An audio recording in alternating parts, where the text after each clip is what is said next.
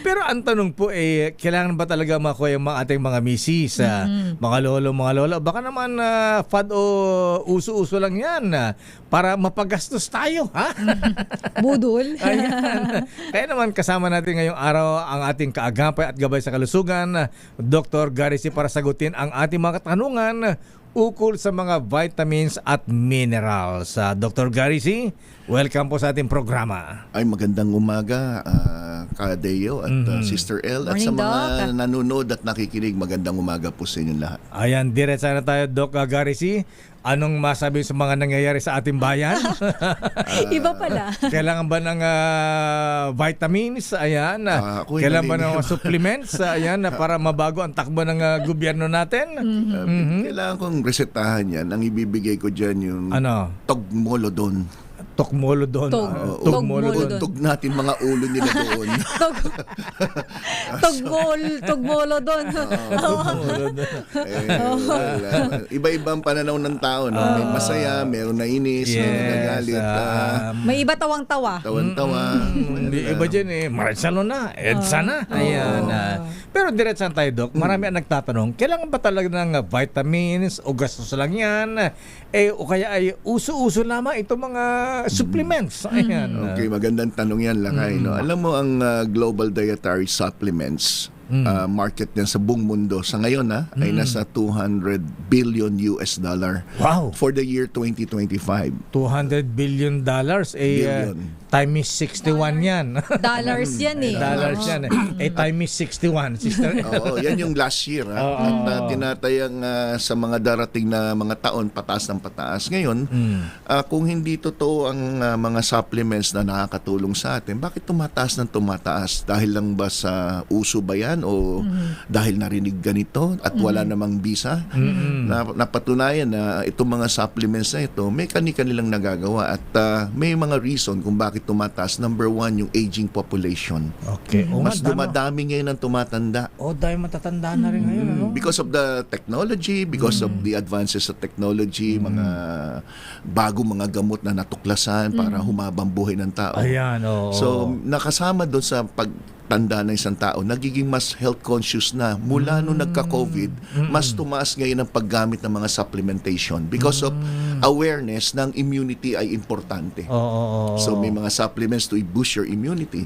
Yung mga atleta ngayon, mas nagiging scientific yung approach nila sa pag-gym using supplements to help build their muscle. Yung mga ganyan, muscle, ano? Yes. So para sa akin, malaking role yan. At may binabagayan. Halimbawa, yung mga aging population, mga may edad na hindi na kumakain ng maayos. Ay, oo. Kunti na lang nakakain, ano? Tsaka, Walang ganang kumain. di ba? ayan, oo. Kinakapos na sila ng mga mga sustansya. Nandiyan yung maraming sakit. Andyan na rin yung mga iba naman na sobrang stress sa pang-araw-araw na kulang na yung nakukuha nila sa pagkain.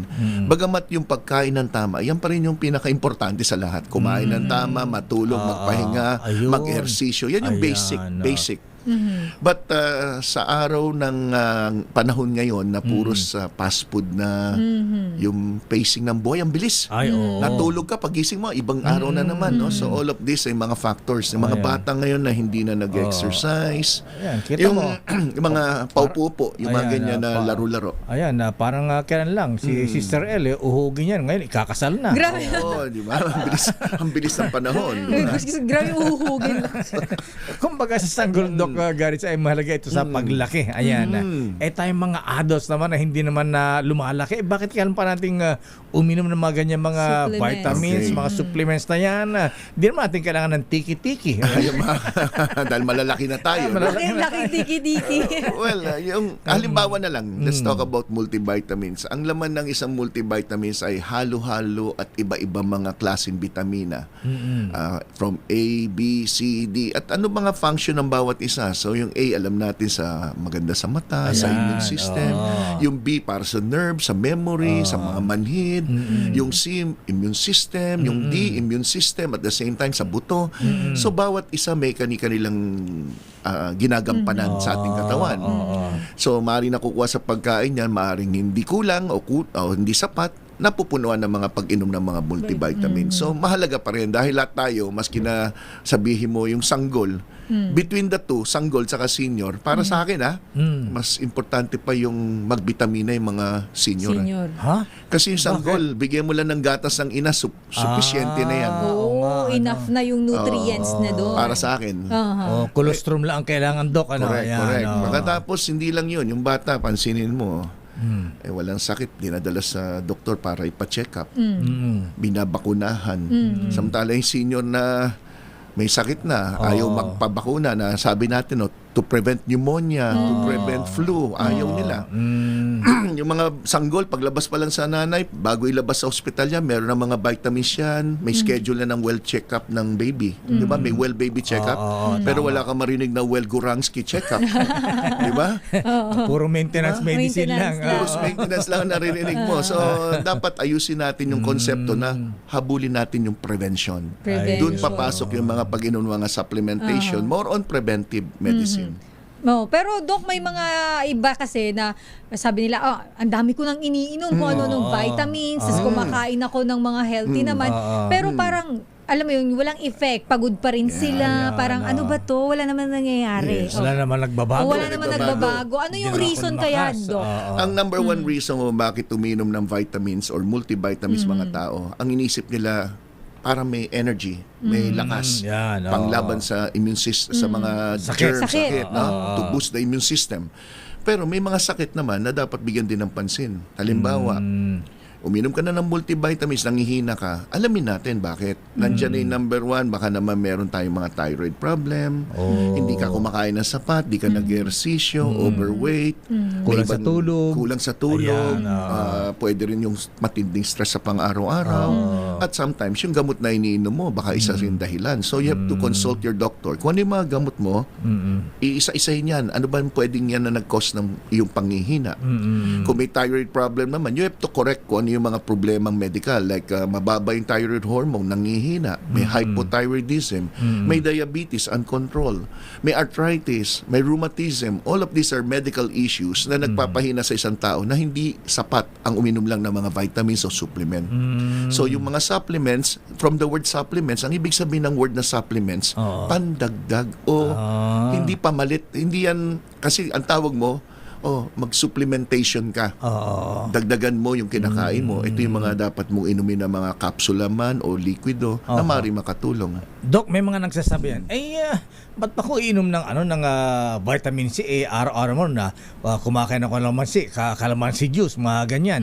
Ba't kailangan ka pa ng vitamin D, araw-araw man, nagpapaara ko sa golf course. Tama. Ako sinasabi sa pasyente ko, kung sigurado ka na sapat na yung kinakain mo, kung sigurado ka nakapagpahinga ka na maayos at ikaw naman ay hindi naman under stress sa pang-araw-araw, maring sapat na yan. Hindi mo na kailangan mag-take ng mga multivitamins o anuman.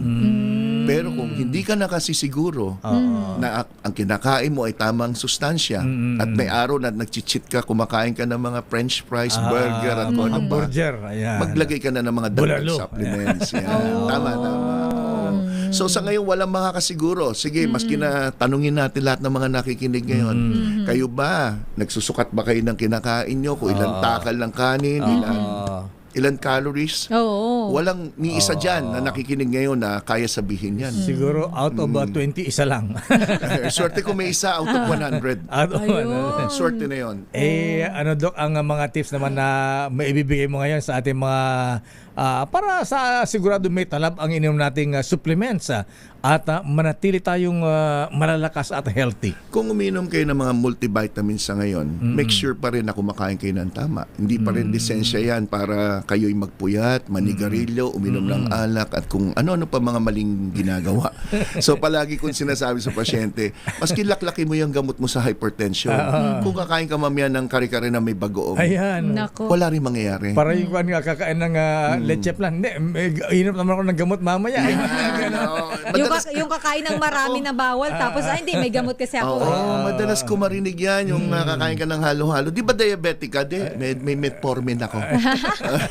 Yun common na ano ng mga tao. Akala nila yung gamot is lisensya para kumain ng bawal.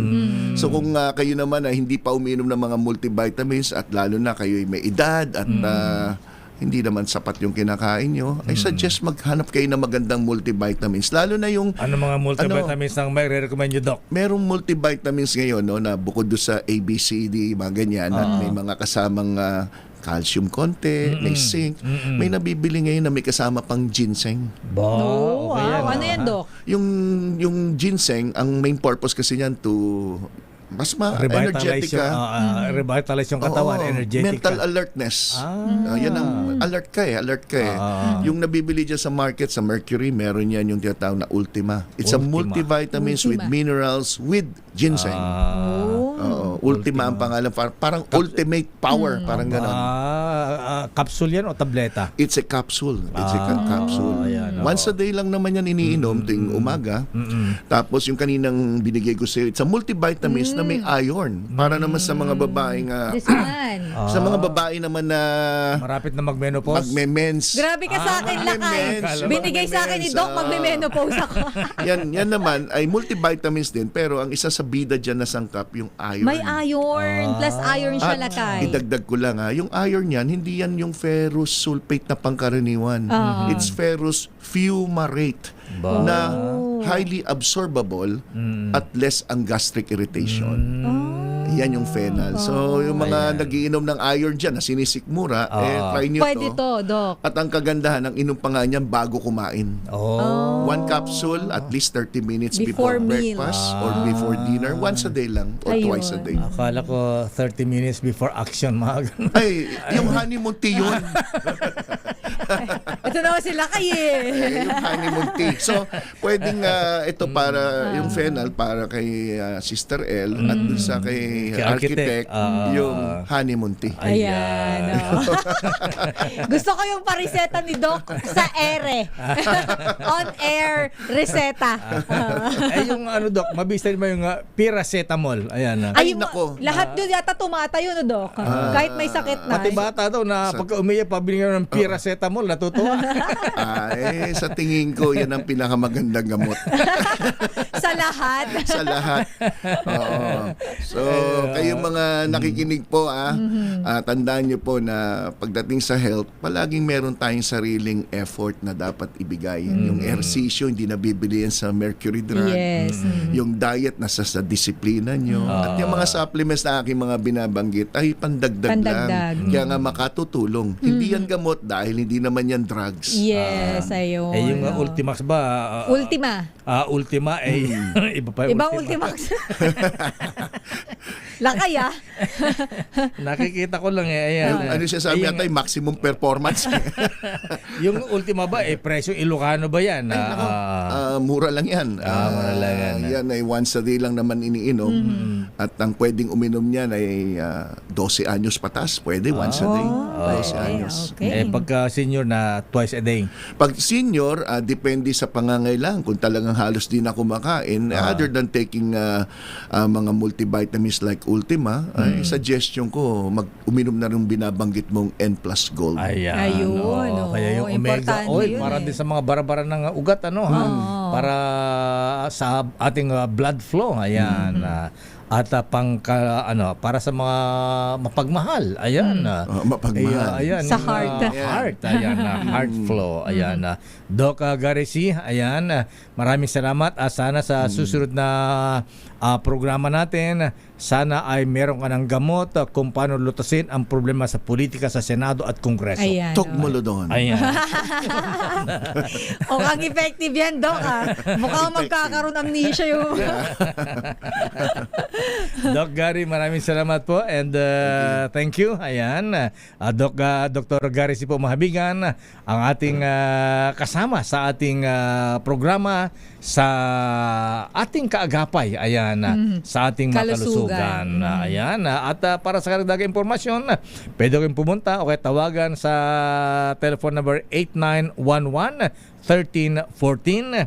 Pero kung gusto namang makita ng person si Dr. Gareci, abay, pwede yung puntahan sa Life Extension, sa Center for Health and Wellness, sa 3rd floor ng Belkans Tower sa Malakas Street, Central Diliman, Quezon City. Doc Gary, maraming salamat at thank you very much. Maraming salamat sa inyo. Thank you, Doc. Thank you, Doc.